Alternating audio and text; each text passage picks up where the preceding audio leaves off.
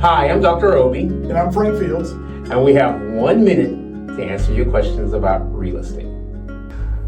All right, Frank, in the state of North Carolina, we are dealing with this controversy with dual agency. Can you please explain what dual agency is? Sure, Dr. Obi.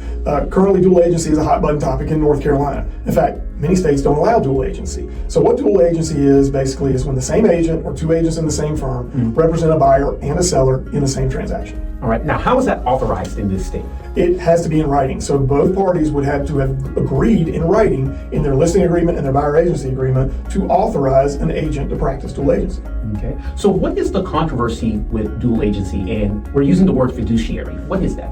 So to start with, fiduciary duties are the duties that any agent owes to a client. And as real estate agents, working with our buyer clients or seller clients, we owe them the duties of, I use in class with my real estate students an acronym called OLDCAR: obedience, loyalty, disclosure, confidentiality, accounting, and reasonable skill, care, and diligence. So a consumer should expect their agent to provide all those level of professional services. Confidentiality is the rub with dual agency, particularly single agent dual agency, where the same agent is representing both the buyer and the seller.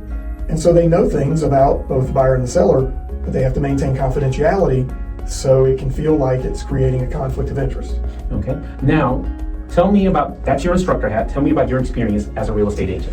I have done dual agency both ways. I have been the single agent representing a buyer and the seller without problem. I've been an agent where I was a designated agent representing one buyer where another agent in our firm was representing the seller. In fact, I recommend that my clients authorize dual agency because we're one of the largest firms in Eastern North Carolina. If I list a property, there's a really good chance another agent from our firm is going to bring a buyer that wants to see the property. And if the seller says no to dual agency, they're saying no to all those agents that are with that same firm. Okay, thank you. Can you explain that one more time, the concept of a designated dual agent? So the designated dual agent, as I said, that when there's two agents involved, but they're at the same firm. Okay. So let's say, Dr. Obi, you had a listing, Okay. and I had a buyer that was interested in seeing it.